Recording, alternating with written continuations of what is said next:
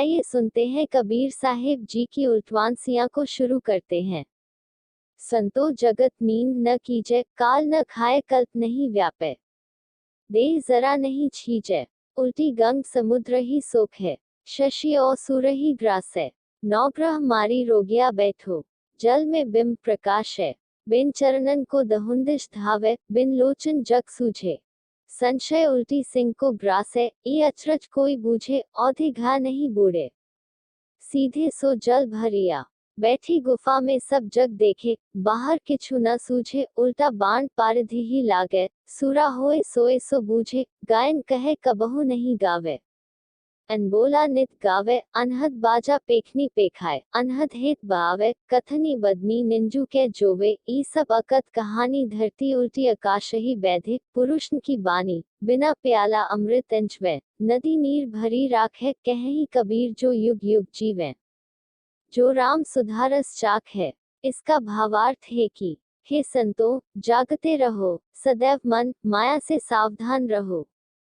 कभी मोह की नींद न आने पावे। तुम्हारे शुद्ध स्वरूप चेतन को काल नहीं खा सकता है और उसमें कल्प जैसा कालखंड भी नहीं व्याप सकता। तुम्हारे स्वरूप को जीर्णता एवं क्षीणता नहीं आ सकती।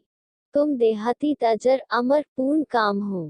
उपर्युक्त दिव्य ज्ञान और स्थिति से वंचित रहकर हठयोगी लोग स्थूल क्रिया में पड़े रहते हैं।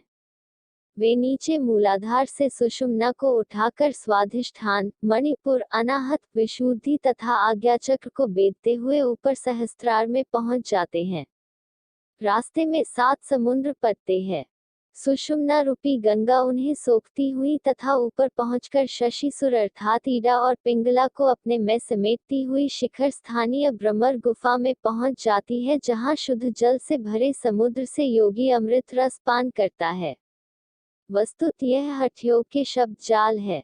हठयोगी देह के ही भास आभास में उलझे रहते हैं। भौतिक जल को अमृत रस मानकर पीने वाले योगी नाम के रोगी 5 ज्ञानेंद्रियों तथा चतुष्टय अंतकरण रूपी 9 ग्रहों को वश में करके योग समाधि में बैठे जाते हैं और जल में अपने स्थूल शरीर की छाया देखने के समान भौतिक नाद बिंदु ज्योति आदि जो मन की अवधारणा या तत्वों के कार्य होते हैं, उन्हीं को अपना लक्ष्य मान लेते हैं।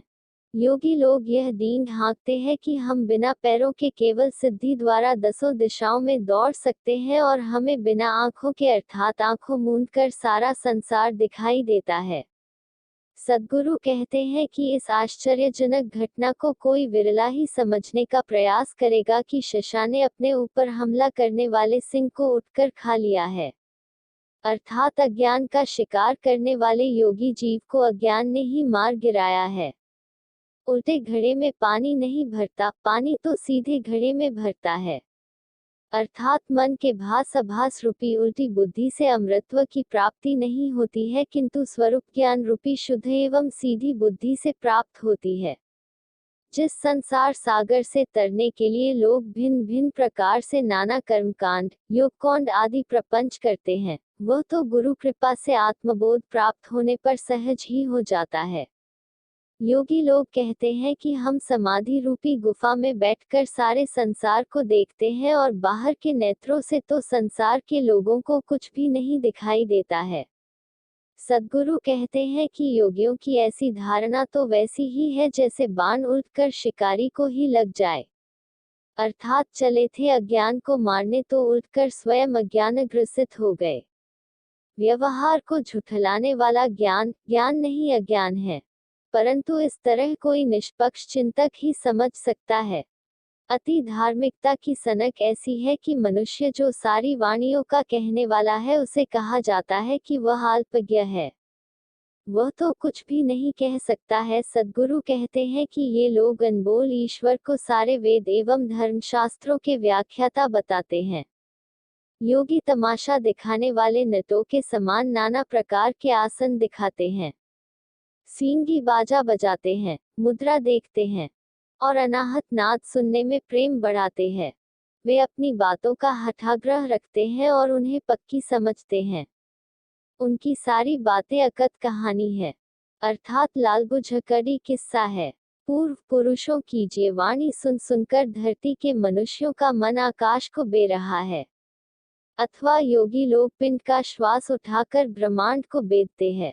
व्यक्ति के हृदय में स्वरूप ज्ञान रूपी सरिता जल भरा हुआ है, लेकिन हठयोग के भुलावा में पड़कर योगी लोग लंबिका योग द्वारा बिना पात्र के ही अमृत पान करते हैं, अर्थात वे खोपड़ी से टपकते हुए विकारी जल को अमृत मानकर लंबिका योग द्वारा पीते हैं। सद्गुरु कहते कि सदा के लिए अमृतत्व तो वही पाता है जो राम का अमृत रस पीता है।